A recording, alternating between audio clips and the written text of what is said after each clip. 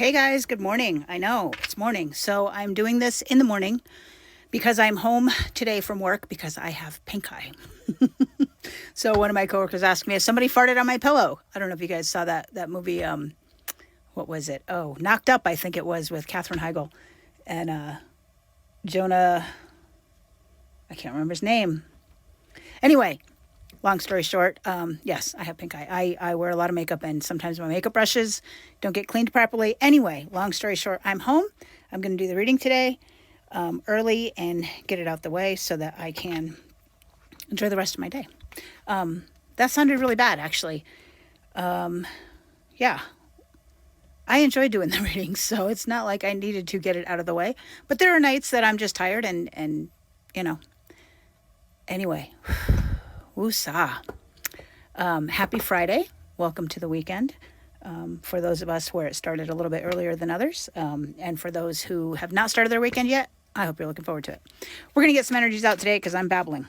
We got the King of Cups. So this is about our emotional body. If you notice the King, if the water represents emotion, which I think it does here, he is navigating it nicely, regardless of the waves around him. He doesn't seem to be capsizing. If you notice, the boat is very steady, safe, sturdy is the word I'm looking for. So with him being so sturdy and navigating his emotions clearly, and you know what I'm just noticing? He's on the older side of years, and I think what this is telling me is that there are emotional ways.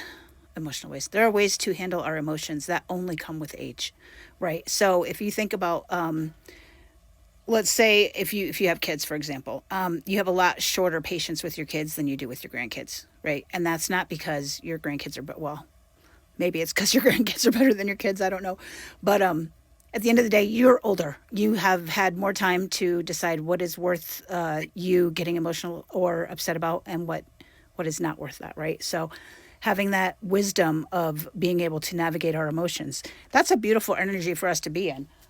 It can be really triggering for other people, especially when they don't understand it, right? When they're getting upset about something and you're not, and they're like, how are you not upset right now? And you're just like, yeah, it's whatever. It's a thing, right? Like, it happens. I've survived it before. I will survive it again. Love that energy for us. Next card out is the Seven of Wands. Feeling defensive about that. It's kind of like what I was just talking about.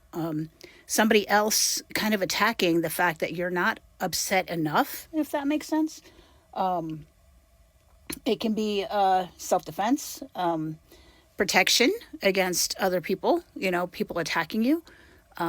Notice she is not necessarily attacking. She's defending, right? All these things are coming in at her, but her arms are not raised. Her arms are not, her arrow is not pointed in the direction of, right? She's just ready to defend herself, but not attack. And that is the difference here, right? So if you are a football fan, I guess the best defense is a good offense, or the best offense is a good defense. I forget which way it goes, but either way, it's really hard to be good at both. So, or you can't really do both at the same time, I should say. So she is more in a defensive stance. It's very orange, very sacral chakra, very creative energy, which the wands are all about creation. So maybe defending your creativity, right? Maybe you see things a little differently than they do. She obviously is upset about it, right?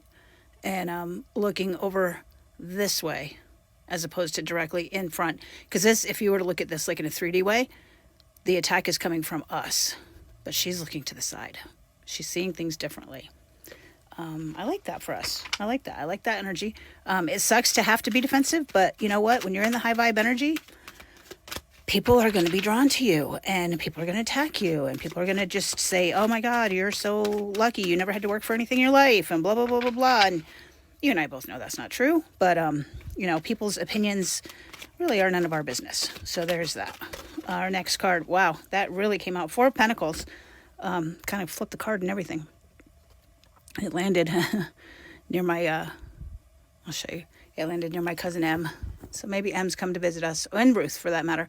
But yeah, sorry, let me put the camera back. So we've got the Four of Pentacles. And this is like just kind of keeping things close to you. Like, you know, not really willing to give up much, not being greedy, but being frugal. Maybe so, being frugal with your money.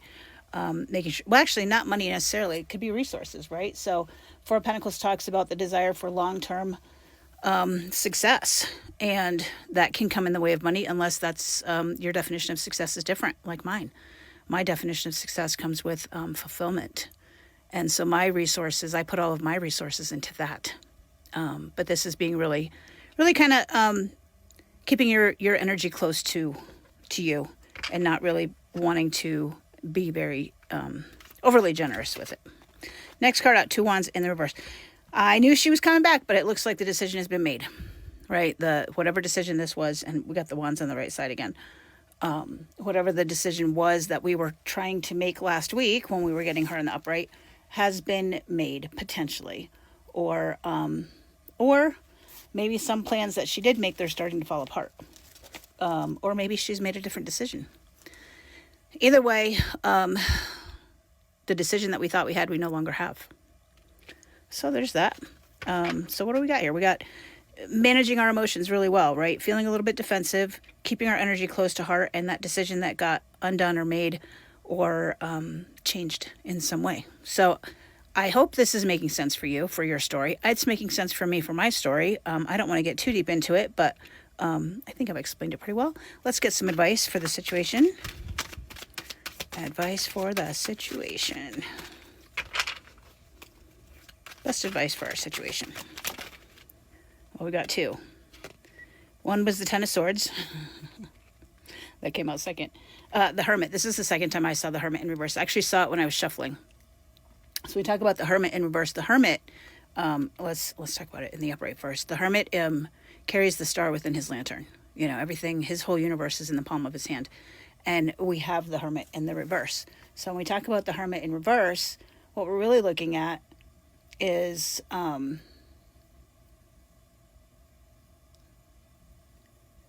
putting things out there, maybe. I want to say it's like authenticity, but it could be loneliness, right? It could be repeating past mistakes. It could be being alone and feeling alone, right? So when the Hermit's in the upright and he's alone, he's not necessarily feeling alone. Maybe this is feeling alone. Maybe this is feeling neglected, left out in some way.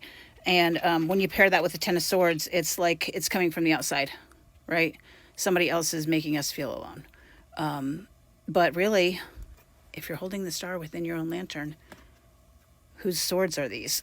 They're the swords of your thoughts and your words and your mind. It's how you're thinking about the situation that is making you feel battered and beat up, right? Maybe this is you. Maybe this is the person you're thinking about. But the advice is to, go within. Really, go within and let the loneliness be the loneliness. Let the hurt for a minute, right? This might hurt. The tarot reading is the tarot channel is called This Might. Not the channel. We use the cards that are called This Might Hurt. So regardless, that's the advice, right? So it's watch your thoughts. Watch your thoughts and how you feel about the isolation. Is it isolation or is it solitude? That's something I talk about with my clients a lot. What we don't see coming at the bottom of the deck is the Fool in reverse. So if we, we're going to always repeat cycles, because cycles don't necessarily change. It's us that changes. So what this is telling me is we're thinking about, if we continue to think about what we've always thought about, we're going to continue to get what we've always gotten. We have to be the change that we want to see in the world. I hope that makes sense. All right, I'm going to leave it there, guys, because I'm off for the day. You guys take care, and we'll talk tomorrow.